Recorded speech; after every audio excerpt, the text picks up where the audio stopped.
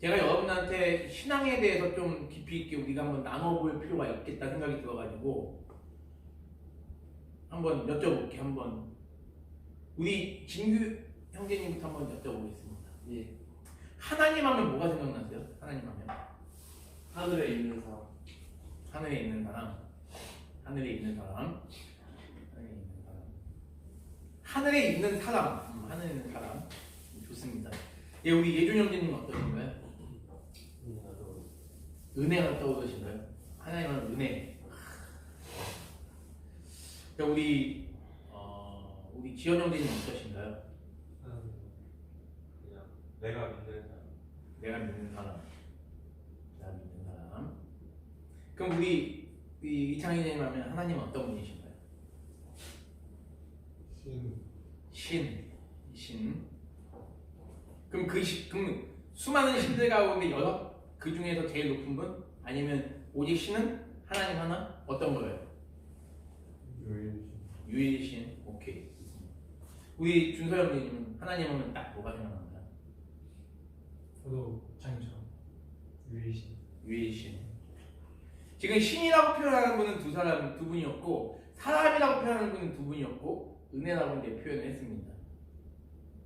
우리가 기독교 신앙에 있어서 우리가 제일 중요한 건 뭐냐면 하나님은 우리가 신이라고 믿죠. 하늘에 있는 신이라고 믿는 게 중요합니다.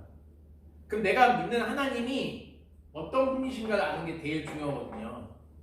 근데 우리가 하나님을 너무 감정적으로 믿을 때가 많아요.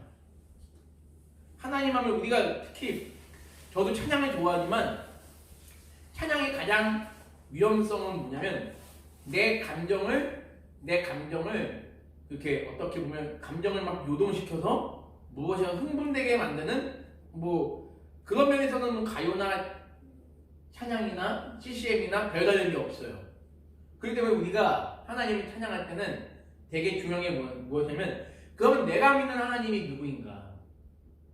내가 믿는 하나님이 누구인가를 여러분이 그거를 분명히 깊이 있게 이제 탑재를 하셔야 됩니다. 여러분 다음부터 이제 성경 공부하실 때는 이제 성경책을 여기서 가져오시면 됩니다. 성경책을. 여러분은 성경책이 군에 이 성경책 없으시죠? 여러분 당연히 교회도 같이 쓰시는 거죠? 네.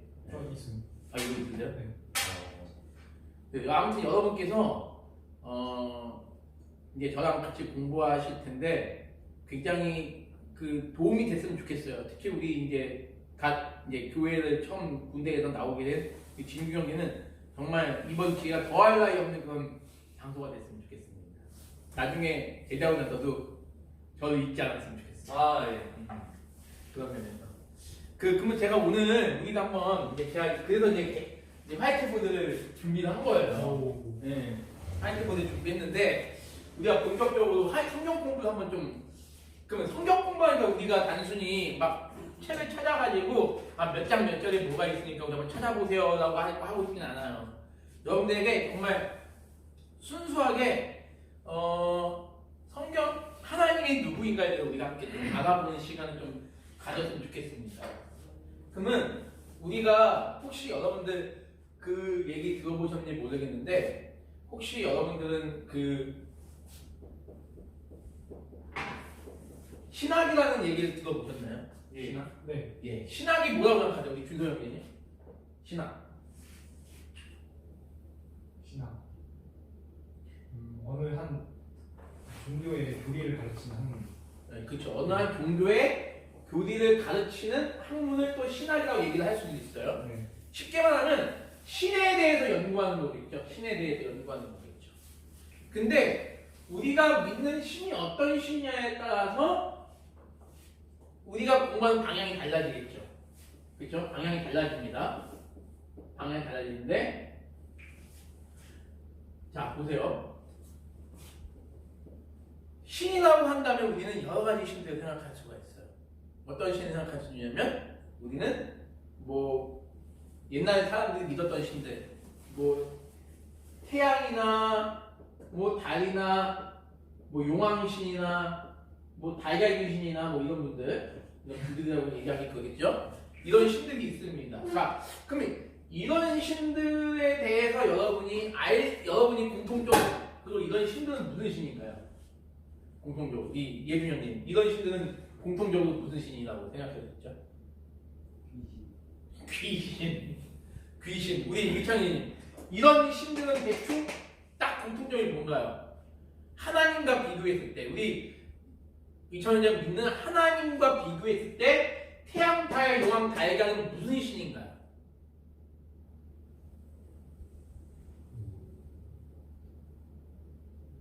얘기 제가 딱 하면 맞네. 그래서 여러분께 대답할 수 있습니다. 이게 무슨 신이냐면 인격이 없다는 거예요. 인격이 없잖아요. 근데 옛날 우리 선조들 보면 비나이다 물 한 정화수 딱 떠놓고 비나이다 이러잖아요. 한번 여러분 물어볼게요. 인격이 없는 존재를 신으로 믿는 게 가능하냐는 겁니다. 우리 김님 인격이 없는 존재 신을 믿고 싶으세요? 그죠? 저기 있는 저 돌덩어리를 돌림이시오. 나랑 여자친구와 행복하게 연애하고 결혼하게 도와주십시오. 돌림이 정말 신이 돼가지고 그래 진규야 내가 너와 너의 여자친구를 잘 행복하게 해줄게. 이런 믿음이 안 생긴단 말이에요. 그렇잖아요. 근데 제가 여러분에게 먼저 말씀드리고 싶은 건 뭐냐면 계시라는 게 있습니다. 계시는 뭐냐면 한자로 열어서 보여준다는 뜻이에요. 무엇을 이게 열다는 뜻이고요. 이게 보이다는 뜻이거든요. 보이다. 그래서 열어 보이다.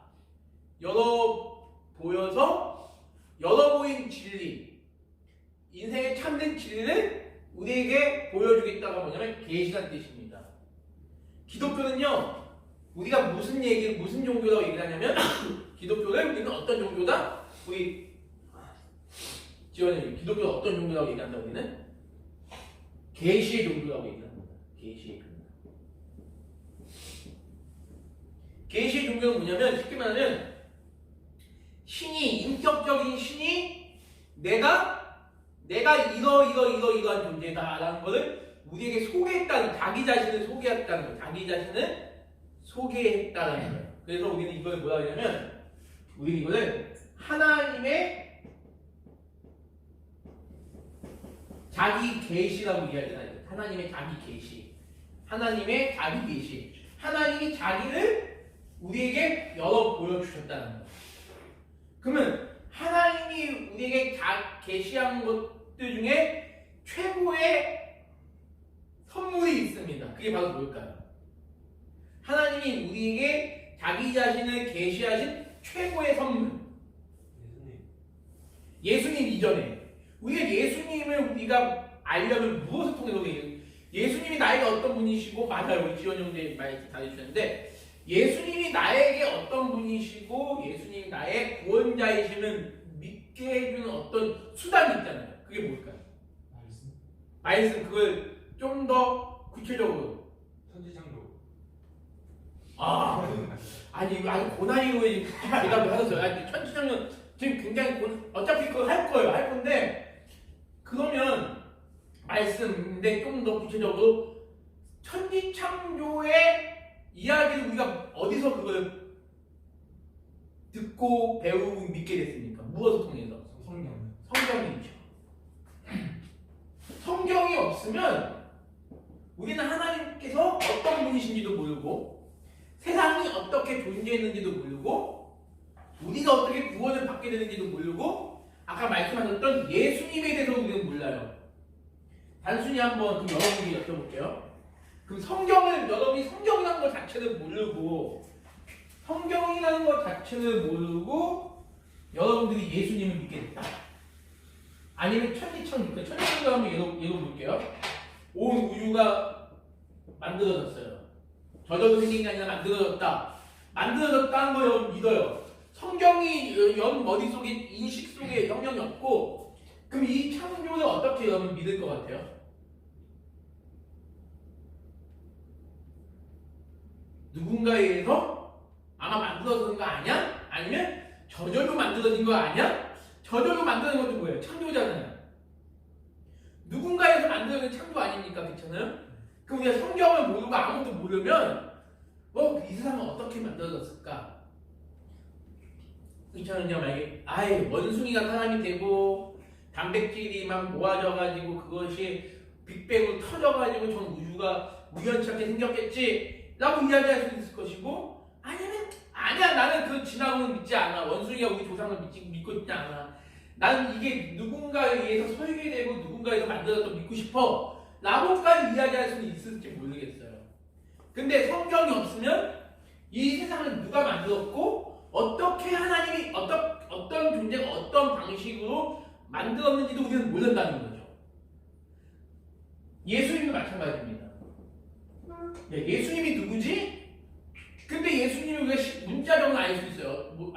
어떤 사전적으로 예수를 알 수 있어요. 왜? 예수님 실제로 존재했던 인물이니까 2000년 전에 이스라엘 땅에 나타났던 유대 민족의 지도자 이런 식으로는 이해할 수 있죠. 근데 그 이상 예수님이 나에게 어떤 분이시고 예수님이 나에게 왜 구원자이시고 예수님이 왜 하나님이신가에 대해서 우리는 뭐가 없으면 알 수가 없는 거죠? 성경이 없으면 알 수가 없는 거죠. 이해되시죠? 네. 그래서 하나님께서 자기 일을 계시하실 때 우리에게 가장 특별한 수단을 주셨는데 그걸 우리는 특별 계시라고 이야기합니다. 특별 계시 뭐예요? 하나님이 우리에게 주신 특별한 계시라는 거예요. 이 특별 계시가 바로 뭐냐? 성경이다라는 얘기예요. 성경. 그러면 특별 계시가 있다면 또 뭐가 있을까요? 특별하지 않은 그냥 평범한 계시가 있겠죠. 그걸 우리는 일반 계시라고 이야기를 하죠. 일반 계시. 그 일반 계시는 뭘까요? 자연 만물을 통해서 아니면 이 우주 만물의 운행되는 역사를 통해서 하나님이 자기가 살아서 움직이고 있다는 것을 우리에게 보여준다. 그래서 이걸 일반 계시라고 이야기하는 거예요. 자, 그러면 여기서 중요한 건 뭐냐면 우리에게는 특별 계시나 일반 계시, 성경은 특별하니까 일반 계시는 별로 특별하지 않네가 아닙니다. 우리 입장에서는 이게 특별 계시고 일반 계시가 나눠질 수 있지만 하나님은 우리를 사랑하시고 우리에게 특별한 사랑을 부어주신 차원에서는 보면 이 모두가 다 동일한 계시예요. 그러면 여기서 우리는 자연을 보면서 하나님 느낄 수 있는 게 뭐가 있을까요? 우리 준서 형님, 자연 만물을 바라보면서 우리가 하나님 느낄 만한 게 무엇이 있을까요?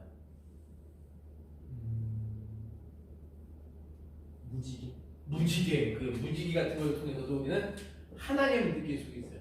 여러분 너무 여러분들 별 특별한 거 생각하시지 마시고 평범한 모든 걸 한번 얘기해 보세요. 우리 예준 형님, 바람이 어떤 거죠?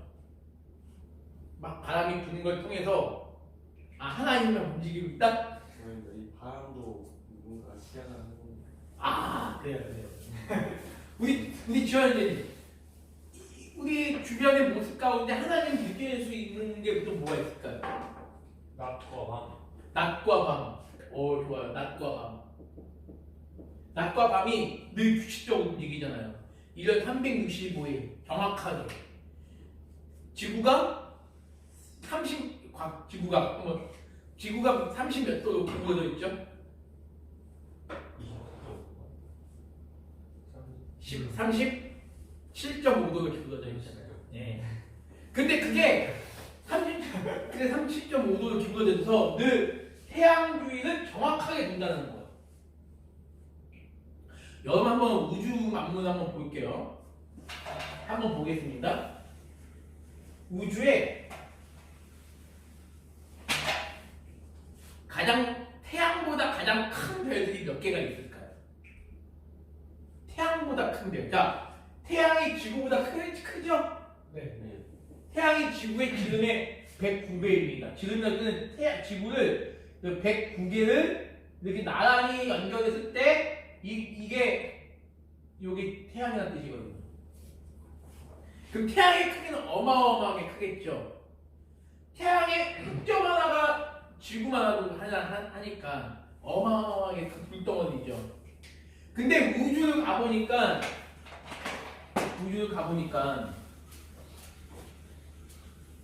이게 태양인 거죠.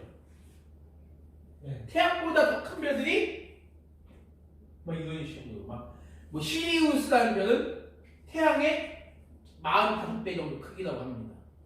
그리고 이게 과학자들이 이름 다 지었는데 태양보다 큰 별을 뭐 알렉산드리아라는 별은 진짜 태양의 막 1000배 이상 크기예요. 근데 그런 별들이 모인 거를 일단 한번 볼게요. 자, 적어도 이 태양계 행성이 몇 개가 있습니까? 수금지와 목토 천해명. 적어도 10개가 있어요. 그럼 태양계라는 게 태양이 있고 수성, 금성, 지구 이렇게 해가지고 10개가 있죠. 생각해요. 한 셋, 넷, 아홉, 여덟, 아홉, 열. 얘네가 이렇게 돌고 있다고 하면 생각해요. 태양 주위를 이렇게 돌고 있더라. 근데 이 태양계가 명왕성에서 태양까지 거리가 어마어마한 거리입니다. 거의 1억만 킬로미터를 가야. 그렇기 때문에 태양에서 가장 추운 데는 명왕성이거든요. 태양에서 가장 뜨거운 데는 어디냐면 수성, 금성입니다. 근데 지구부터는요 사계절이 있는 나라들이 있고 인간이 살 수 있는 그런 조건이 이제 가능하단 말이에요. 자, 태양계에 있는 행성들 가운데 사람이 살 수 있는 조건을 가진 별은 오직 어디밖에 없다? 지구밖에 없어요. 한번 그런데 보세요. 이 태양계를 포함한 수많은 별들이 모인 8만여 개의 별들이 모인 하나의 집단을 우리 뭐라 그러죠? 또 은하계라고 한단 말이에요. 자, 그러면 은하계를 제가 그려볼게요. 이게 은하계예요. 제가 그린 거예요, 은하계를. 근데 은하계가 또 있네? 여기 또 다른 은하계 또 있네? 여기 또 다른 은하계 또 있어요. 여기 또 다른 은하계 또 있습니다. 이런 은하계가 우주에 몇 개가 있는데 지금 과학자들이 발견한 것만 해도 무려 8만 개가 넘어요. 그럼 우리가 봐도 이 어마어마해 보이는 지구, 저기 해가 막 떠오를 때 그 밝고 그 휘황찬란한 그 태양, 점 하나에만도 못하다는 얘기입니다. 점 하나만. 그러면 이 8만여 개의 은하계를 담고 있는 그럼 이 안에 얼마나 많은 별들이 있겠습니까? 여기 우주 보면 별들이 막 있잖아요. 정말 쫙쫙쫙쫙쫙 이렇게. 그 많은 별들을 포함한 곳을 뭐라 그러죠? 그 많은 별들을 포함한 걸 뭐라 그러죠? 우리 물리학과 우리 의창이님 우주라고 이래요. 우주라고 이래요. 자, 그러면 한번 물어볼게요. 이 우주는 과연 끝이 있을까요? 없을까요? 우주가 끝이 있다고 생각하는 건 한번 생각해보시죠. 우주가 끝이 있다. 우주는 끝이 없다. 생각해보세요. 우주는 끝이 없다. 왜 끝이 없는지 우리 지원님 말씀해 주실래요? 우주는 끝이 없다. 뭐 들어보고 가죠. 네. 우리 예전님 우주는 끝이 있을까요? 없을까요? 있을 것 같고요. 없을 것 같아요. 아, 어쩔 때는 있을 것 같고 어쩔 때는 없을 것 같고. 뭐 없을 것 같아서 없다 했습니다. 우리 이창현님 우주는 끝이 없다. 아, 손 안 들었나요? 아, 왜 우주는 끝이 없을 것 같습니다. 기분이 그런. 아, 그러면 제가 그러면 요거를 한번 말씀해 드릴게요. 여러분, 빛이 1초에 어느 정도를 가는지 아십니까? 빛이 1초에? 예? 지구 7바퀴만 도는데 그 속력이 어느 정도냐? 자, 그럼 한번 좋습니다. 우리 정확하게 얘기해 줬어요, 우리 예준형제가. 자, 지구가 이렇게 있습니다. 우리 눈에는 지구가 어마어마하게 크잖아요, 그렇죠? 근데 1초에 빛이 7번을 돈다고 생각하면 이거 안 돼. 이게 속력이 안 돼요, 내가. 1초 한번 여기 이래보세요. 시작! 1. 안 된다니까! 두 바퀴 돌 끝에 그 빛이 얼마나 빠릅니까? 근데 그 빛의 속도로 여러분 아마 과학 시간에 배웠을 거예요. 과학 시간에. 45억 광년을 가야 우주의 끝이 나온답니다. 자, 1초 하면 지구의 6바퀴 돌잖아요. 그런데 그건 45년도 아니고 450년도 아니고 45,000년도 아니고 4,500년도 아니고 4,500만 년도 아니고 45억 년도 아니라 45억 뒤에 뭐예요? 광 뭐냐면 빛광자입니다.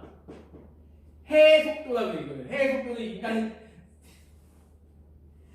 빛의 속도 45억 광년을 쫙 갔을 때 그 45억 가고 나서 더 이상 빛이 힘이 없어가지고 쭉 45년 갔는데 난 더 이상 힘이 없네. 빛이 여기서 딱 떨어지는 이 지점.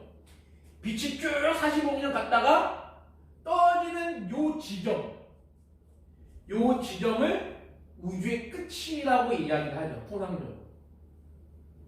그러면 우주의 끝이 여기라면 그 다음에 여기는 뭐냐는 거예요.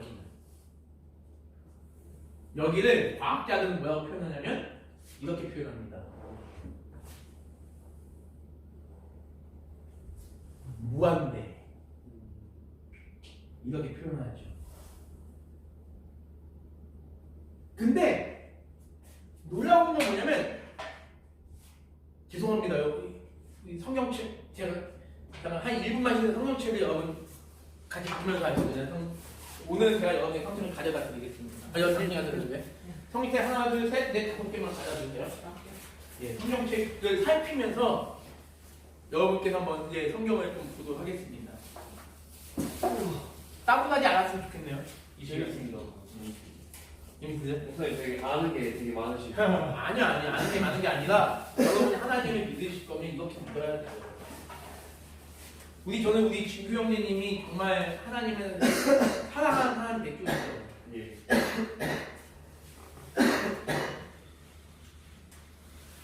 이해가 충분히 되세요? 네. 우리 이천 형제님 물리학과는 충분히 알고 있는 내용이죠? 네. 특사 과학 시간. 그러니까 근데 이게 신학이라고. 과학이 아니라 이게 이제 신학이라는 겁니다. 한번 볼게요.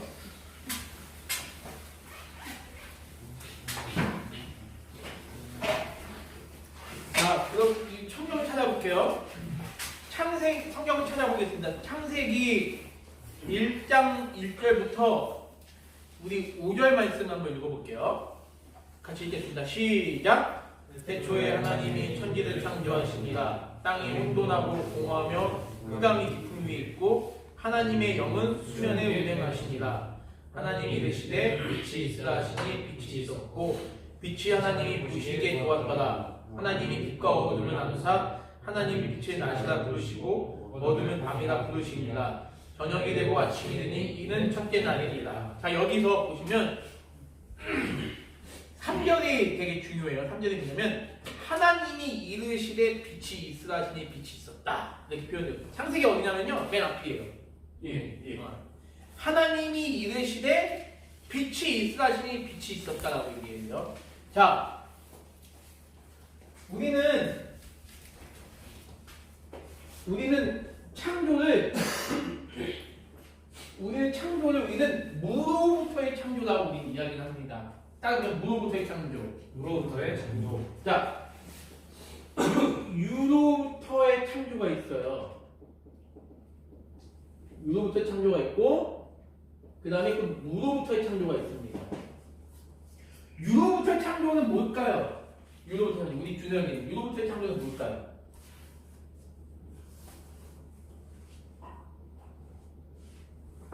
있는 상태에서 그쵸. 만든 거죠. 아, 맞아요. 있는 상태에서 만들어요. 예를 들면 우리가 이런 물건을 만들 수 있는 건 뭐예요? 재료가 있을 때 만들 수 있는 거예요. 그렇죠? 여러분이 이제 탱크, 좋아. 탱크나 포 이런 거를 만들기 위해서 가장 중요한 재료가 뭐가 있어야 됩니까? 쇠, 철이 있어야 되잖아요. 근데 쇠나 철이 없으면 우리가 탱크를 만들 수 있어요? 없어요? 없죠. 못 만들죠. 근데 우리는 인간은요 얼마나 능력이 뛰어나는지 유로모터 창조를 무수히 가능하게 하는 문제입니다. 그렇죠? 인간의 의학 기술이나 건축 기술이나 그런 교통 기술을 보면 인간의 그 능력은 정말 대단해요. 근데 인간은 절대 이건 할 수 없다는 거예요. 무로부터의 창조는 할 수 없다는 거예요. 여러분들이 하나님을 믿는다는 게 뭐냐면, 자 보세요. 하나님이 나와 똑같은 존재고 나와 대등한 존재라면 하나님은 믿을 필요가 없어요. 그렇잖아요. 하나님이 뭔가 나랑 다르기 때문에 우리가 하나님 믿는 거 아니겠습니까? 하나님은 유로부터 창조하시는 분이 아니라 뭐다? 무로부터 창조하시는 분이세요. 우리는 창세기 1장 1절을 이해할 때 어떻게 이해하냐면, 하나님이 어떠한 재료가 있고 어떠한 무슨 방법과 수단을 가지고 계셨기 때문에 천지를 우주 만물을 만드는 건데, 이 우주 만물을 만드실 수 있었다라고 이해하시면 안 됩니다. 무슨 말인지 이해되시죠? 그리고 하나님이 뭐예요? 자, 하나님이 천지를 만드시려고 준비를 하신 거죠. 땅이 이제 어떤 혼돈한 상태에서 만들어지고 뭐 그게 만들어졌는데, 그런 상황에서 3절에 보면 하나님이 뭘 말씀하셨죠? 빛이 있으라. 자, 한번 여기서 중요한 거 한번 더 생각해 볼게요. 자,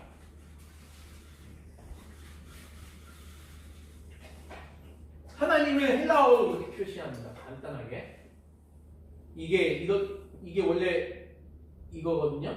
그래서 THEOS, 데오스가 여기 나오고, 나중에 신학의 영어로 뭐라고 그랬죠? THEOLOGY라고 얘기한단 말이에요. 요 때가 혓바닥으로 이래서 테오스 이렇게 표현을 한단 말이죠. 네, 테오스.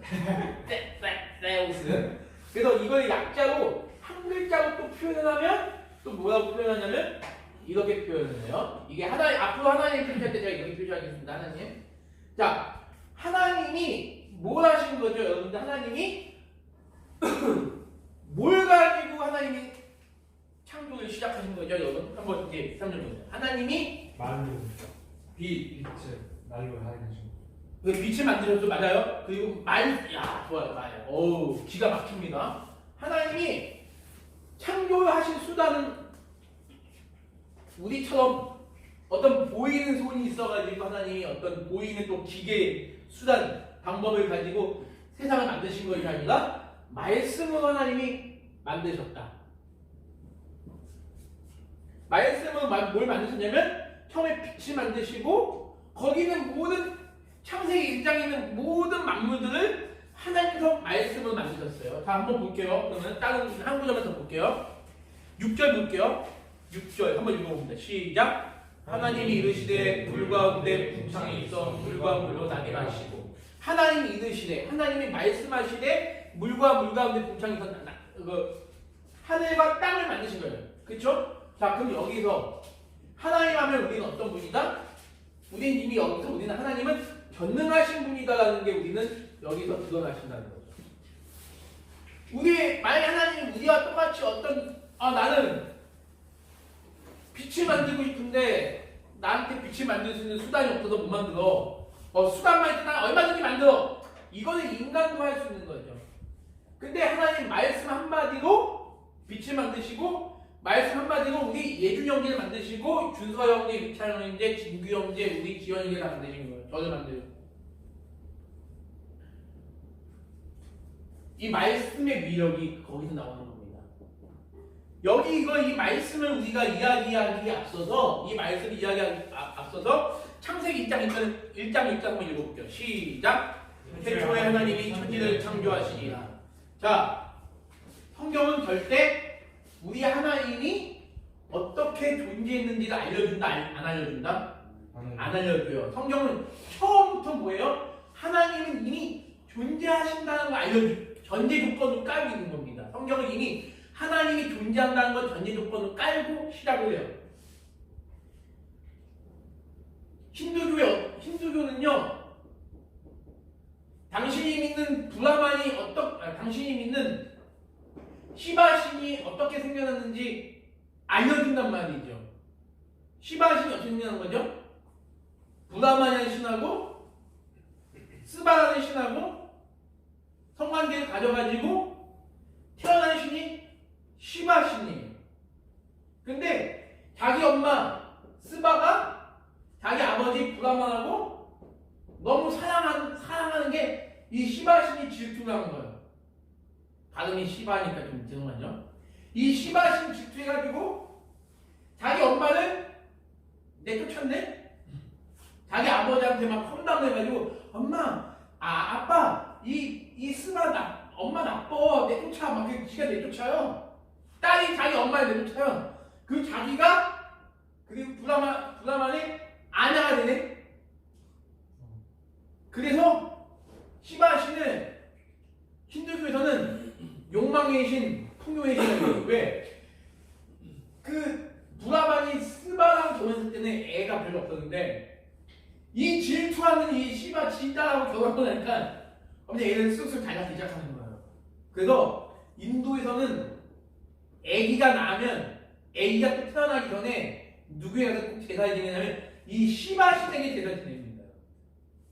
이 시바신이 눈도 이따만고요, 귀도 이따만고 그 신상이 어떻게 생겼냐면 혓바닥을 이렇게 내밀고 있어요. 이렇게 해서 생겨난 게 시바신은 여러분 이런 식 믿고 싶으세요? 자기 엄마한테 쫓고 그리고 뭐 근데 우리 기독교는 뭐예요? 하나님이 이미 존재하신다는 거지. 그 불교의 우리 석가모니 부처님 뭐라 그럽니까? 어떤 제자가 물어봅니다. 라울라라는 제자가 물어봐요. 부처님 신이 있을까요? 물어봅니다. 부처님이 하는 얘기가 뭔지 아세요? 석가모니가 하는 얘기가 뭔지 아세요? 내 자신이 신이다.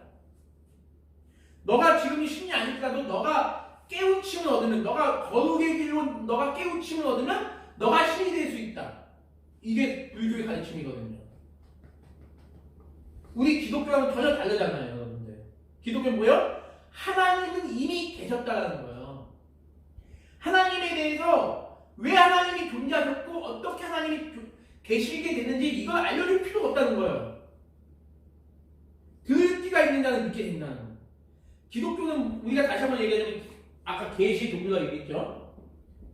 하나님이 이런 하나님이라는 걸 우리에게 보여줬다는 거예요. 두 번째, 하나님은 우리에게 성경을 통해서 나타난 하나님은 어떤 분이냐면 은혜의 하나님이라는 거예요. 어떤 은혜? 우리를 구원해 주시는 은혜를 주셨다. 그래서 저는 여러분에게 늘 얘기합니다. 하나님은 내가 믿는 게 아니에요. 내가 믿으려고 노력해도 내가 믿어지는 게 아니에요. 우리 진규 형이 그렇잖아요. 내가 열심히 하나님 믿으려고 해도 믿어집니까? 아니죠. 근데 지금은 조금씩 믿어지시죠. 그 이유가 뭐예요? 우리 진규 형님. 목사님 덕분에. 내 그 대답을 원한 건 아니었는데 아무튼 간에 진규 형제가 노력해서 믿어진 건 아니었던 거죠. 그렇기 때문에 기독교는 뭐예요? 은혜라는 겁니다. 하나님이 어떻게 존재했지가 아니라 하나님이 계셔. 이미 성경이 시작할 때 이것이 믿어진 게 은혜라는 거예요. 여러분, 기독교는요 모든 게 다 하나님의 은혜임을 우리가 고백할 수밖에 없는 게 기독교입니다. 내가 지금 내가 설교 때 가끔 얘기하지만 여러분 감사할 게 너무 많아요. 우리는 그렇죠. 내가 사람으로 태어난 게 얼마나 여러분 감사합니까? 부살장에 끌려가는 소나 돼지를 보면 얼마나 불쌍해요. 횟집에서 회 좋아하시잖아요, 다들. 예. 횟집에서 회 처먹는 그 인간들의 칼이 날라올 때 내 몸 칠 거 보면 여기 생선이도 눈이 앞에 없고 옆에 있잖아요. 여러분 그 생선이 자기 칼을 칠 때 그 느낌이 얼마나 무섭겠습니까? 근데 여러분, 동물은 하나님의 명령에 복종하는 거예요. 그게. 왜? 하나님이 인간에게 먹으라고 주신 게 동물이고 물고기거든요. 자기 사명을 다 하는 거예요. 이 동물과. 그럼에도 불구하고 우리가 동물이나 물고기 안 타는 건 얼마나 감사해요. 이런 잘생긴 우리 진짜 거짓말 아니고 우리 군종병들 찬양단들은 정말 못생긴 분이 한 명도 없어요. 이렇게 잘생기게 여러분 어떤 사람은 눈이 이런 사람이 있어요. 태어날 때부터 눈이 이런 사람이 있어요. 눈이 이렇게 올라가고 여기 이 은혜잖아요. 이렇게 잘생긴 그쵸? 그리고 우리 진규 형님 저는 군대 있을 때 여자친구가 면회 온다는 생각 여자친구 없었기 때문에 근데 군 시절에 여자친구 있다는 게 얼마나 감사한 내용이니까 우리가 감사할 걸 조금이라도 잡으면 꼬투리 하나하나 다다다다다 잡으면요 감사할 내용이 천지다니까요. 기독교는 은혜를 얘기하고 있어요. 근데 가장 크신 은혜는 뭐다? 내가 하나님 믿어지게 하신 거. 내가 하나님 믿어지게 하시고 예수님의 은혜로 내가 구원함을 받았다는 게 믿어진다는 게 이게 가장 큰 은혜죠. 야 하나님이 어떻게 존재했는지 야 그거 증명해봐 라고 하면 할 말은 없어요. 하나님이 어떻게 존재하게 됐는지 이 질문 자체부터 많이 웃긴 거예요. 하나님은 우리 기독교는 어떤 거죠? 하나님은 어떻게 존재한 게 아니죠. 하나님 뭐죠? 여러분들 우리 주서형님 하나님은 어떻게 존재하시게 된 게 아니라 하나님은 이미 존재. 원래 이미 존재하신 분이세요. 어떻게 존재하냐 그 말을 좀 더 그 말을 다른 말로 표현하면 이 말밖에 표현하기 어려운데 영원전부터 존재하셨다. 우리는 이렇게 이제 고백할 수밖에 없는 거죠. 그러면 여기서 빛의 속도로 45억 광년을 가야 그제야 끝이 있는데 근데 중요한 건 뭐냐면요 그 은하계에 있는 수많은 별들이 다 보세요 여기 이게 제가 그냥 대충 이 정도 이게 다 별이야 별 대충 이게 별이 이렇게 크면 안 되는데 여기 별이 이게 하나의 은하계라고 볼게요. 또 여기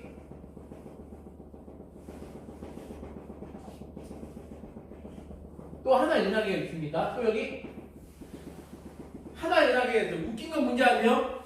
제가 테두리를 그냥 그린 거지만 테두리가 아닙니다. 없죠.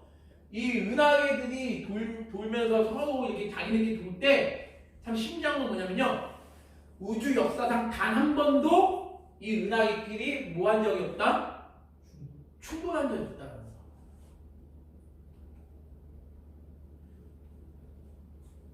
여러분 이것까지도 만약 진화론이나 우연으로 믿는다면 할 말은 없습니다. 에이 그 우연이야 우연. 인간이 태어난 것도 우연이고 내가 대한민국 땅 태어난 것도 우연이고 이 사람이 돌아가는 모든 것들이 다 우연이라고 믿는다면 할 말은 없어요. 근데 정말 상식적인 이성을 가진 사람이라면요 이걸 보면서 우리가 어떻게 생각하죠? 우리 지원 형님 이런 걸 보면서 우리는 뭘 생각하죠?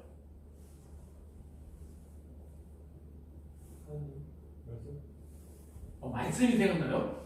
와 대단하십니다. 저는 이거는 생각보다 어떻게 저것이 충돌되지 않냐고 저것이 저 수많은 은하계들이 어떻게 저것이 자기들끼리 이렇게 돌아갈 수 있을까?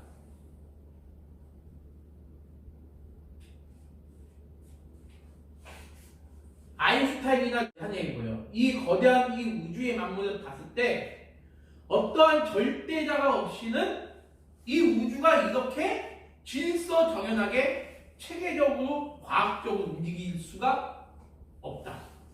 그래서 여러분들도 이런 책이 있어요. 하나님을 믿는 서울대 과학자들이라는 책이 있습니다. 그 책을 보면 되게 과학을 연구하는 그분들이 과학을 연구하면서 우주, 화학, 물리학, 미생물 연구하면서 느낀 게 뭐냐면 아 정말 우리가 믿는 하나님이 너무 멋지다는 고백을 하시는 거예요. 너무 멋지다. 저도 여러분들에게 적어도 여러분께서 하나님 믿는 사람들이고 우리 석정군님께서 섬기는 군종병과 찬양단이라면 적어도 이런 믿음은 물론 이런 믿음이 있을 거예요. 있을 건데 좀 더 지식을 가지고 믿자는 겁니다. 하나님에 대한 지식을 가지고 믿자. 그래서 제가 지금 이 얘기를 하는 겁니다. 자, 아무튼간에 여기서 제가 하나님이 말씀으로 세상을 만드셨다고 그랬어요. 하나님 말씀으로 세상을 만드셨습니다. 그러면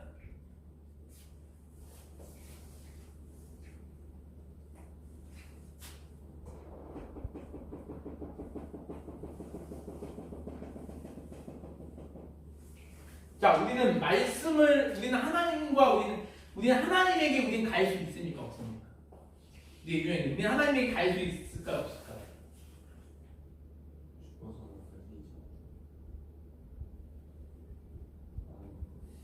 지금 우리 예주 형이 말 맞아요. 맞는데 좀 더 깊이 있게 얘기를 할게요. 우리는 하나님께 갈 수가 없어요. 맞아요. 맞는데 하나님께 갈 수 있어요. 갈 수 있는데 동시에 우리 하나님께 갈 수 없어요. 여러분 이걸 이해하시면 좋을 것 같아요. 나중에 다다음 주에 그거 할 건데 우리는 나중에 천국 가서도 하나님을 보일 수 있을까요? 없을까요? 하나님의 영광을 보는 거지 하나님을 볼 수는 없습니다. 왜? 하나님은 어떤 분이기 때문에? 하나님은 모모이시니 예배하는 자가 신령과 진정을 예배할지니라. 이거 아주 기본적인 성경 구절인데 하나님은 모모이시니 영이신. 그죠. 하나님은 영이다라는 거예요. 이거 기본 개념입니다. 하나님이 영이다라는 거는 눈에 보이지 않는 거. 우리가 아무리 하나님을 눈에 보려면 눈에 보이지 않는다. 그럼 천국 가면 누구는 볼 수 있다? 그분의 아들 예수님을 우리가 볼 수 있다. 실제로 예수님을 우리가 이렇게 육신적으로 만질 수 있다는 거예요. 그런데 그러면 여기서 우리 진규 형제 물어봅니다. 한번 저한테 이문 나는 거 진규 형제 지금 물어볼 게 있어야 되는데 있지만 하나님 한번 예, 목사님께서 말씀해 주시면 될 것 같아요. 하나님은 뭐고 예수님은 뭡니까? 라고 질문을 던져야 돼요. 처음 가면 하나님은 못 보는데 예수님 본다는 게 그럼 예수님은 누구예요? 예수님은 이렇게 질문하면 이거는 다다음 주에 제가 여러분에게 삼위일체를 이야기하면서 말씀을 드릴게요. 저 다음 주 없습니다. 다다음 주 없어요? 그럼 오늘 얘기 드릴게요. 간단하게 얘기 드릴게요. 물론 다다음 주에 외박이요. 외박? 예. 좋아요. 자 여기서 보세요. 하나님이 말씀으로 세상을 만드셨을 때 오늘 요거랑 327만 원 맞출게요. 그러면 우리 인간을 만드셨어요. 자 그럼 여기서 우리 이것만 분명히합시다. 하나님은 창조주입니다. 그렇죠? 네. 창조주고 그 하나님을 제외한 모든 것들은 모두 우주 만물은 뭘까요? 그렇죠. 피조물인 거죠. 우리는 이 세상에 창조주는 오직 하나님 한 분이라고만 믿어요. 그렇죠? 그 나머지는 뭐다? 다 피조물입니다. 자, 그러면 하나님이 피조물 만들 때 뭘로 만드셨다? 이 말씀을 만드셨다. 말씀은 빛이 있으라. 자, 볼게요. 하나님이 말씀으로 온 우주를 만든 이 말씀은 뭐냐면 이 말씀은 우리에게 피조물이 인간에겐 도저히 감히 가까이 갈 수 없는 피조물이 하나님께는 도저히 갈 수 없는 뭐다? 경계선입니다. 이걸 우리는 피조물이 하나님께로 갈 수 없는 어마어마한 경계선이라고 이야기를 합니다. 어마어마한 경계선. 근데 우리 하나님은 피조세계로 마음대로 움직일 수 있는 분이시죠. 근데 우리 인간은 피조물은 절대 하나님께 갈 수가 없는 존재예요. 왜? 우리 이 말씀이라는 어마어마한 장벽이 있기 때문에. 이 말씀은 어마어마한 장벽. 이 말씀으로 세상을 만드셨다. 자, 이제 327 가보겠습니다. 요한복음으로 넘어가겠습니다. 신약성경 요한복음 한번 가보겠습니다. 요한복음 1장으로 갑니다. 요한복음 1장. 요한복음 1장 1절부터 요라고 써있었어. 요행. 요한복음 신약성경 맨 뒤로 가서 그래요. 요한복음 1장 1절부터 4절까지 읽어보겠습니다. 시작. 태초에 말씀이 계시니라. 이 말씀이 하나님과 함께 계셨으니 이 말씀은 곧 하나님이십니다. 그가 태초에 하나님과 함께 계셨고 만물이 그로 말미암아 지은 바 되었으니 지은 것이 하나도 그가 없이는 된 것이 없느니라. 그 안에 생명이 있었으니 이 생명은 사람들의 빛이라. 아멘. 여기 보세요. 태초에 말씀이 계셨대요. 태초에 말씀이 계셨는데 이 말씀이 하나님과 함께 계셨으니 이 말씀이 또 하나님이시라. 그 말씀 하나님이 여러분 이렇게 또 너무 이렇게 또 생각하면 안 됩니다. 예준아 생겨나라 해가지고 내가 하나님인데 내가 입을 말해서 예준이가 생겨났다 뭐 그렇게 생각할 수도 있어요. 근데 너무 그렇게만 생각하면 안 되고 하나님 왜 그렇게 생각하면 안 된다 했죠? 제가 하나님은 영이시기 때문에 하나님은 물질이 아니라 영이시기 때문에 우리는 물질이지만 하나님은 영이시잖아요. 하나님 영이시기 때문에 하나님이 말씀한 여러분 나중에 성경을 이제 보시면 알겠지만 성경에 있는 모든 말씀은요 하나님은 우리 인간으로 이해할 수 있을까 없습니까? 우리의 인간의 이성으로 이해할 수가 없어요. 인간의 그 이 뇌는 이 두부 한 번밖에 안 되는 크기입니다. 근데 그 뇌로 우리가 전능하신 하나님, 영원하신 하나님, 살아계신 하나님이 있다 없다고 얘기하는 조차가 그건 불경한 거지. 근데 그 하나님을 우리가 이해한다? 이해할 수 없어요. 우리가 이해할 수 있는 우리의 수준에 하나님의 피조물의 수준에 내려오셔서 우리에게 하나님이 어떤 분이시냐를 보여주었다 해서 이걸 뭐냐면 우리에게 적응하셨다 해서 적응 계시라고 또 이야기를 합니다.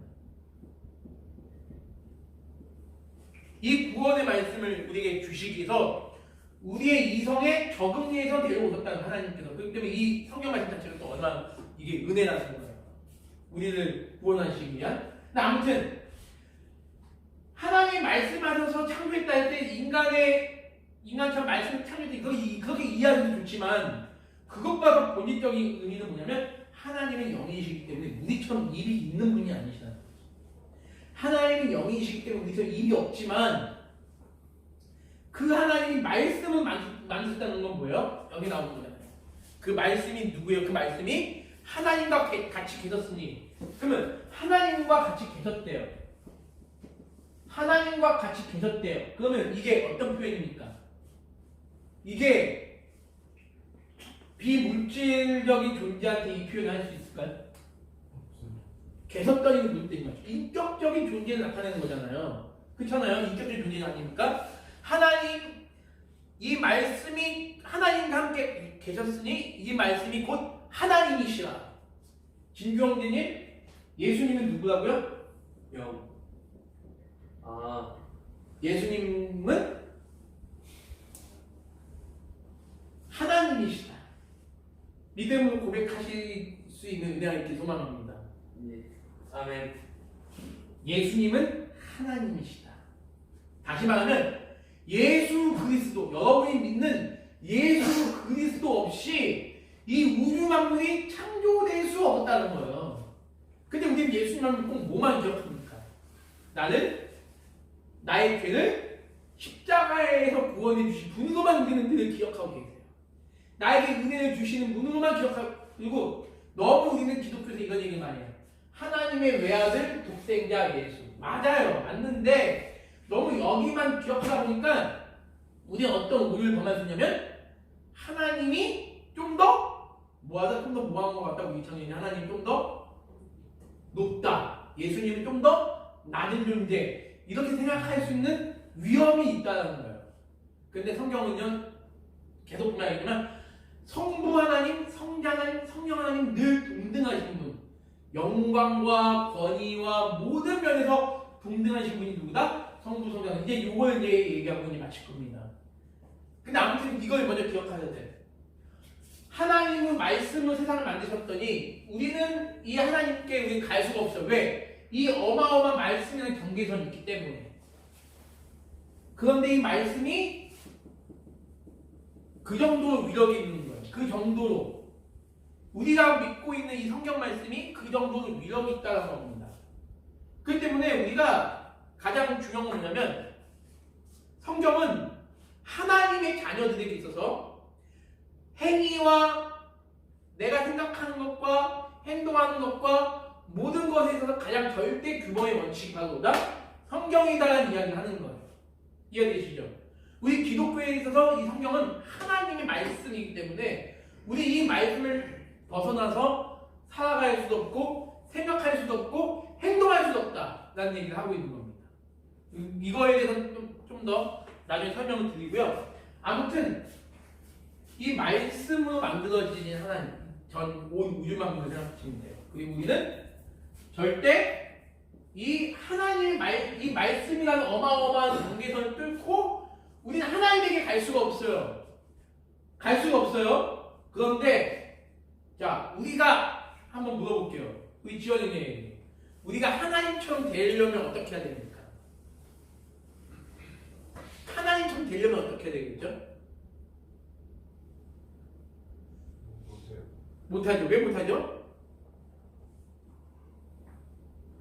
창세기를 다시 한번 여기 놔두시고 창세기를 한번 넘어갈게요. 창세기 우리 3장을 봅니다. 제가 가끔 얘기했지만 창세기 3장에 보면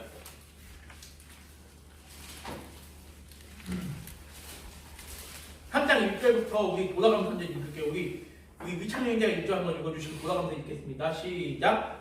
그런데 그는 여호와 하나님이 지으신 들짐승 중에 가장 정교하니라. 그는 여자에게 물어 이르되 하나님이 참으로 너희에게 우선보다 나무의 열매를 먹지 말라 하시나니.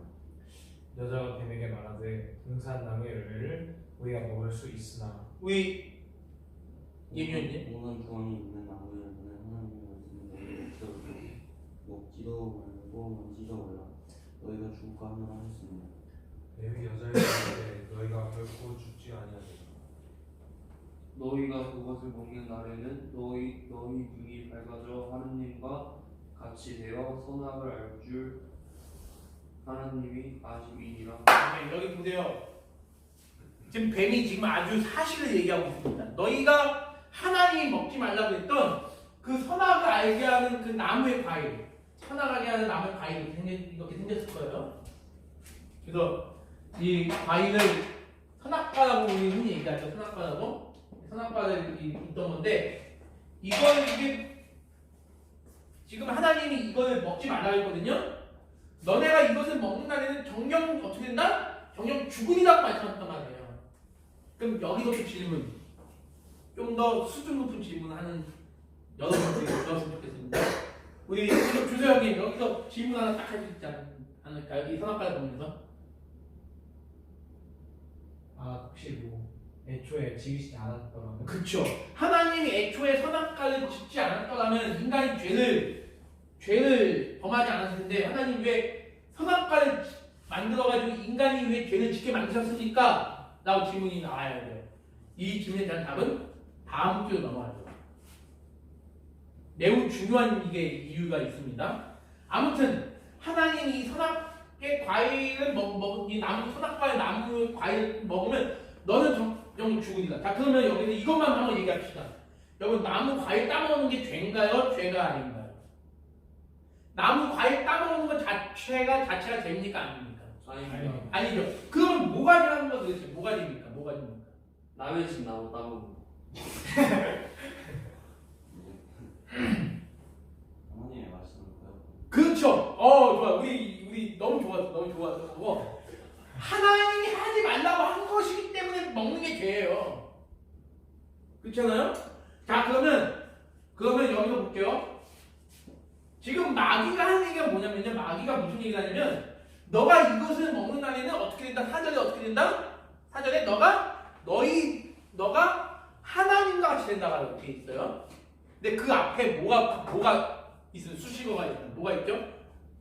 너의 눈이 밝아진다는 얘기가 있어요. 너의 눈이 밝아진다. 자, 근데 너의 눈이 밝아진다는 얘기가 어디 있냐면요. 7절에 있습니다. 아담과 하와가 선악을 알게 하는 나무의 과실을 먹는 순간 어떻게 됐다? 눈이 밝아졌다고 됐어요. 여러분, 눈이 밝아지면요. 여러분, 눈이 밝아졌다는 건 뭐냐면 내가 어두워서 못 보다가 활짝 보이는 걸 얘기하잖아요. 이 말은 어떤 뜻이냐면 선과 악을, 무엇이 선한 착한 행동이고 무엇이 악한 행동인가를 알게 됐다는 거예요. 자, 그럼 여러분 보세요. 여러분, 선과 악을 아는 행동 자체가 나쁜 겁니까? 나쁘지 않은 겁니까? 왜 나쁘지 않은 거죠? 악이 뭔지 알면 악한 짓을 안 할 수 있어요. 다시 한번 아주 중요한 얘기를 다시 한번. 악이 뭔지 알고 있으면 선과 악을 알고 있으면 그 악을 피해갈 수 있습니다. 그래요. 맞는 얘기 좀 하셨어요. 우리 여기 있는 분들도 무슨 얘기인지 아시죠? 네. 선이 뭔지 악이 뭔지 알면 악이 뭔지를 우리는 알고 거기 안 간단 말이에요. 근데 인간이 선이 뭔지 악이 뭔지를 안다는 것 자체는 또 그보다 좀 더 깊은 의미가 있다면 뭐냐면 내가 뭐의 주체가 되었다? 선과 악의 주체가 되었다는 뜻입니다. 이건 선이고 이건 악이니까 나는 선만 행할 거야. 겉으로 되게 좋아 보일 수 있어요. 근데 보세요. 나무 배고파서 나무 따먹는 게 악이에요, 선입니까? 선이잖아요. 배고프면 따먹을 수 있죠. 근데 만약에 거기에 하나님이 먹지 말라고 한다면 그의 나무 자체 열매를 먹는 게 죄는 아니야. 근데 하나님이 먹지 말라고 한다면 어떻게 해야 되겠습니까? 안 먹어야죠. 근데 하나님의 말씀이 아니라 뭐가 기준이 된다? 내 주관과 내 생각이 주관이 돼서 이것은 선이니까 내가 행하고 이거 악이니까 내가 행한다. 요즘 우리 시대 포스트 모더니즘 다양성의 시대가 되니까요. 선과 악의 개념이 없어졌어요. 그 대표적인 게 뭐죠? 동성애. 여러분, 동성애를 하는 사람들은 동성애가 선이니까 악입니까? 제가 우리 진규 형이랑 사랑을 나눠요. 진규 형도 저를 사랑해요. 저도 진규 형이 없으면 못 살아. 서로 막 키스하고 난리가 났어. 막 뽀뽀하고 막 맨날. 그러면 우리 둘이는 그게 선이니까 악입니까? 선이잖아요, 우리 둘이는. 근데 하나님은 뭐예요? 그 동성애는 죄라고 규정한단 말이에요. 하나님이 규정하신 거라면 그냥 하면 안 되는 거지. 그렇잖아요. 제가 여러분한테 조심스러운 얘기 하나 할게요. 앞으로는 혹시 그런 분이 있었다면 그런 분이 없기를 앞으로 소망합니다. 앞으로 안 하면 돼요. 앞으로 하나님 앞에 하나님 제가 잘못했으니 앞으로 안 하겠습니다. 그렇게 회개하면 됩니다. 낙태라는 게 있어. 낙태. 하나님 믿지 않는 사람들한테는 낙태가 죄가 아니에요. 왜? 낙태를 허용하는 나라요. 우리나라 나라니까. 그렇죠? 죄가 아니라고. 예를 들어서 원치 않는 임신했어요. 애를 키우는데 낙태야. 그럼 죄가 아니야. 뭐 원치 않는 임신했으니까. 세상 사람의 주관에는 그게 죄지만 하나님은 어떻게 말씀하시죠? 생명을 소중히 여기고 낙태를 금지하셨단 말이죠. 그러면 누구의 말이 우선입니까? 내 주관에 따른 내 생각이 우선입니까? 아니면 하나님의 말씀이 우선입니까? 하나님 말씀이 우선이어야 되죠. 너네가 결혼하기 전에는 뭐 하지 말아라? 동거하지 말라고 한단 말이에요. 우리 동거하지 말라고 하는데 우리 사랑하면 얼마든지 동거가 가능하지 않습니까? 라고 요즘 세대는 그렇게 얘기한단 말이죠. 근데 하나님은 하지 말라는 거예요. 결혼의 그런 신성한 그런 예식 이전에는 동거하지 말라는 거예요. 그러면 내 의견과 내 생각이 맞아요? 아니면 하나님 말씀이 맞아요? 하나님 말씀이 맞죠. 지금 아담과 하와는 그런 지금 잘못을 범한 거예요. 이 선악과 자체 나쁜 것이 아니라 뭐다? 아까 예비면님 말대로 하나님이 먹지 말라고 한 걸 먹었다는 거예요. 근데 이 사단이 무슨 얘기예요? 너가 이걸 먹으면 하나님처럼 된다고 얘기한다니까요. 근데 인간이 우리 인류의 조상인 아담과 하와가 선악과를 따먹게 되면 말미암아 인간은 다 어떻게 됐다? 하나님처럼 된 거예요. 하나님처럼 됐다는 얘기는 뭐냐면 결국엔 내가 내 생의 주체가 됐다는 거예요. 내 생의 주체. 내 생의 주체는 누구만이 내 생의 주체죠? 하나님이죠. 나의 삶을 지켜주시고 나를 보호해주신 나의 앞길을 인도해주는 누구냐? 하나님인데 그걸 거절하는 것이 바로 뭐다? 죄라고 한마디로 얘기하는 거예요. 그래서 인간이 결국에는 인간이 절대 하나님처럼 될 수 없는데 될 수 없는데도 불구하고 마치 하나님처럼 됐어요. 실제 돼가지고 인간이 하나님이 침투하고자 하니까 그게 안 되네. 그 인간이 영원히 죄인으로 남을 수밖에 없었던 거죠. 근데 그런 인간을 사랑하셔서 하나님이 친히 우리가 죄인 됐으면 한번 생각해 볼게요. 우리가 죄인 되면 자 우리 예준이는 죄가 겁나 많아요. 근데 이제 사형을 선고받게 됐어요. 그럼 예준 형제를 살리려면 방법은 딱 하나예요. 누군가 와서 예준 형제를 위해서 어떻게 하면 된다? 대신 그 죄를 짊어지면 돼요. 그쵸? 예준 형제가 예를 들어서 사기 사건, 성폭행, 살인, 방화, 뭐 유괴, 뭐 여기 타령, 뭐 별게 다 있어. 타령해가지고 다 이제 뭐 그리고 뭐 민간인 습격해가지고 막 거기 집안 뭐 사람 다 죽이고 도망가다가 잡혔어요. 사형 공부를 받았는데 그러면 예준 형제는 대신 내가 재판장님 제가 예준 형제에 위해서 대신 죽겠습니다. 예준 형이 가진 모든 죄를 제가 대신 지금 죽겠습니다. 얼마나 고맙겠어요, 그렇죠? 근데 누구도 그렇게 해줄 수 있는 사람 없어요. 왜? 인간 가운데 죄인이 아닌 사람이 한 명도 없기 때문에. 그럼 예준 형제를 위해서 죽을 수 있는 사람은 누가 죽어야 돼요? 죄가 없는 인간이 대신 죽어줘야 되잖아요. 죄가 없는 인간이. 그 죄가 없는 인간이 이 땅 가운데 있냐는 거죠. 없죠. 그러면 죄가 없는 인간 대신하여 소나 양을 죽이면 됩니까? 소 한 억마리를 죽이면 우리 예준 형의 죄값이 사라집니까? 아니죠. 예준 형제가 사람이니까 사람이 대신 죽어줘야 돼요. 근데 우리 이 땅 가운데는 지구상에는 죄 없는 인간이 한 명도 없다는 거죠. 그러면 누가 죽어줘야 되죠? 죄 없는 인간이 죽어줘야 되는데 죄 없는 인간은 죽을 수가 없으니까 결국에는 누가 죽어줬다? 하나님이 인간이 되신 거죠. 하나님이 인간이 되셔서 대신 죽을 수밖에 없는 그 개념이 된 거죠. 자, 그럼 하나님이 죽었어? 그럼 말 이상하잖아. 하나님 살아계신다면서 하나님 어떻게 죽어? 하나님 죽는 그 동안은 하나님 없었던 거네? 여기서 이제 삼위일체가 나오는 거죠. 간단하게 말씀드리고 오늘 이제 성경 마치도록 하겠습니다. 좀 뭔가 좀 도움이 되시나요? 네. 네, 도움이 되시면 감사합니다. 오늘 성경 공부를 솔직히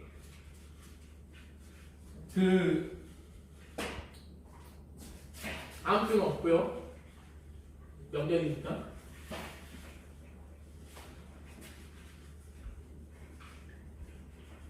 자,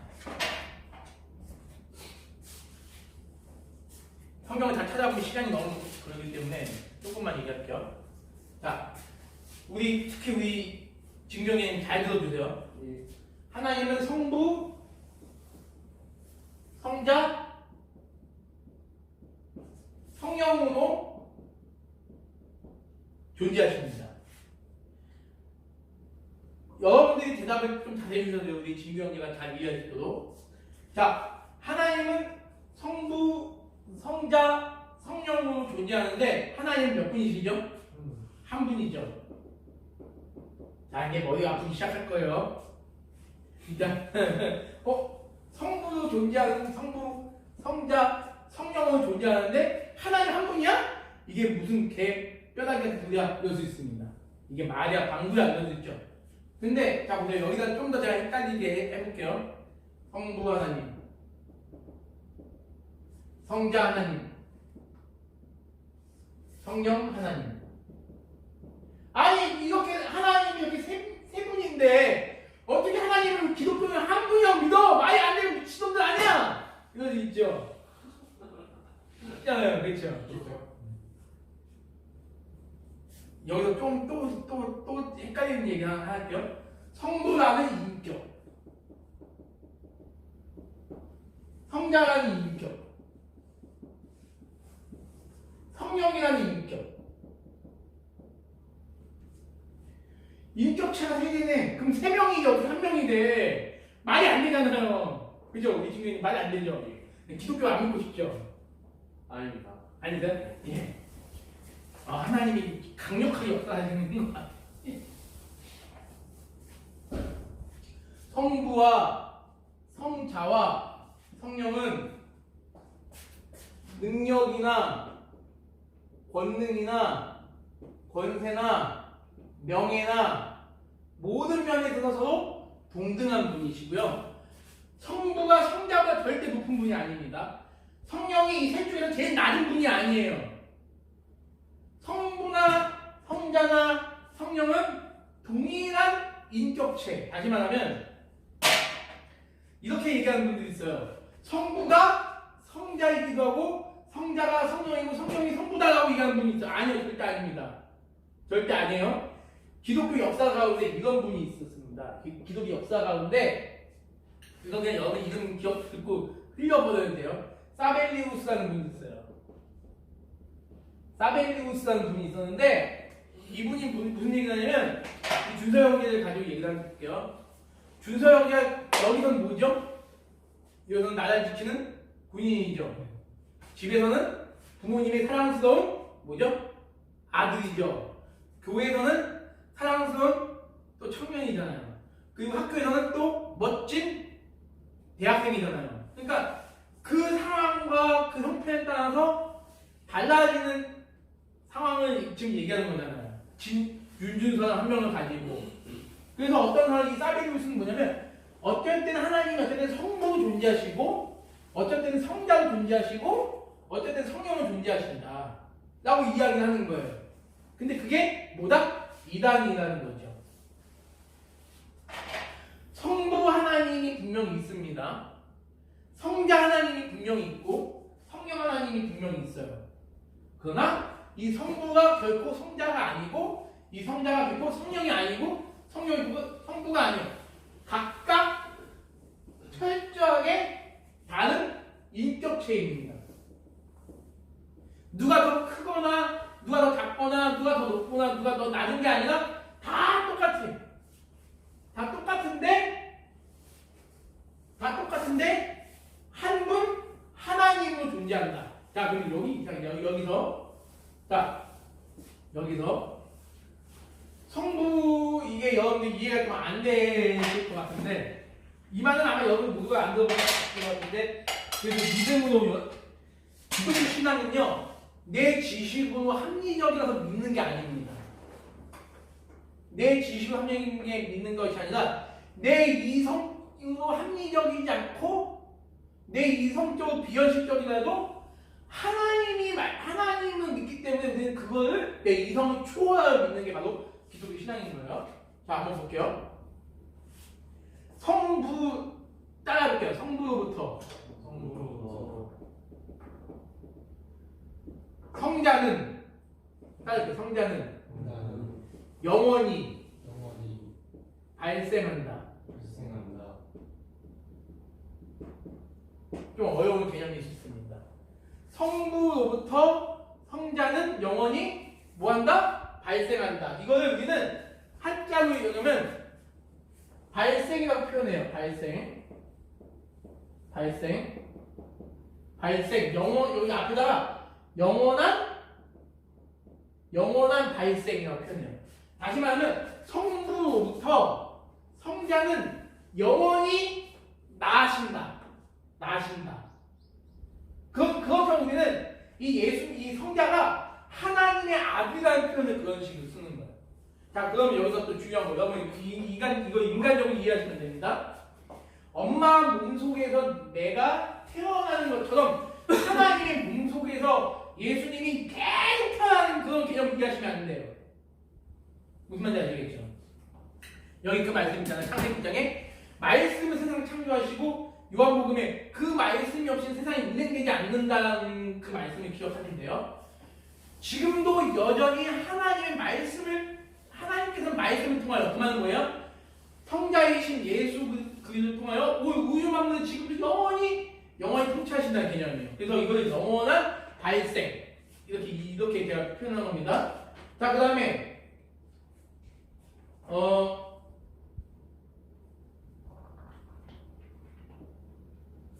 성부와 성자를 통하여 성령님이 이거는 죄송합니다.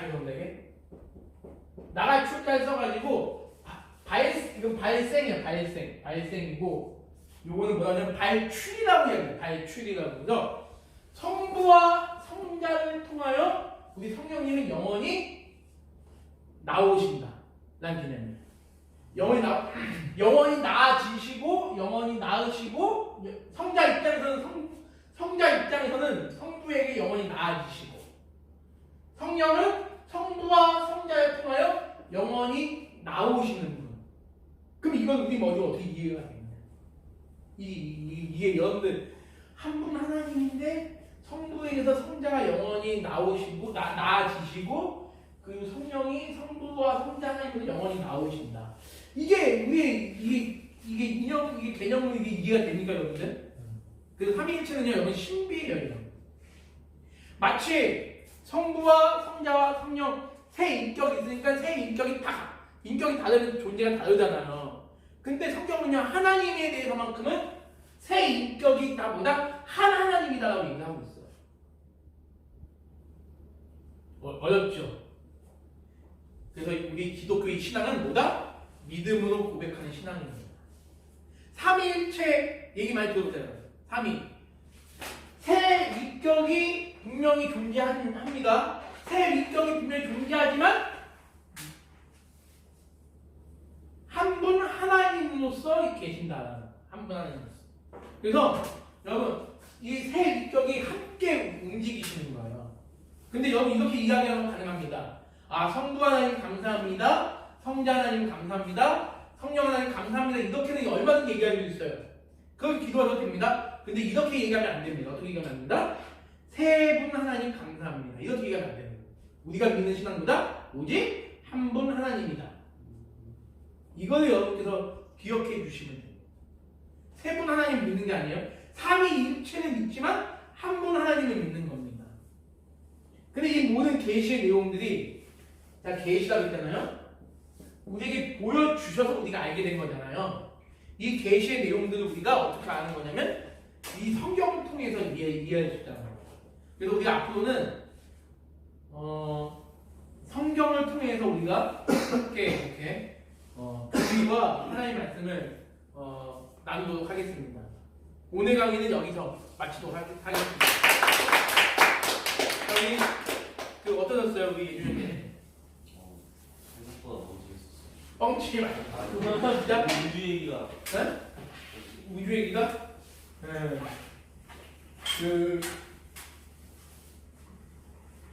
우리 지현님 어떠셨어요? 오늘 저 화장실 좀 다녀오겠습니다. 네, 잘하셨어요. 우리 지현님 어떠셨어요?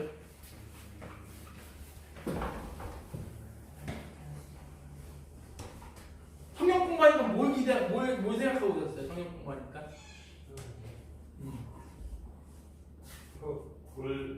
원래 아예 모르고 있지 않았었는데 그냥 간단히만 알던 내용 자세하게 감사합니다. 네, 좋아요. 우리 이창현님. 고맙습니다. 네? 고맙습니다. 이창현님은 말없이 굉장히 열심히 해주셔서 되게 감사해요. 둘 다 이현이랑 마찬가지고. 우리 준서님 어떠셨어요? 저는 되게 구체적이어서 좋았던 것 같아요. 구체적? 네. 그러니까 막연하지 않은 그러니까 삼위일체 개념을 제외하고는 목사님께서 굉장히 실제적이고 구체적으로 설명해 주신 것 같아요. 그렇게 말씀드리면 감사하고요. 네. 제가 더 노력을 해야 될 것 같은데 아무튼 여러분들에게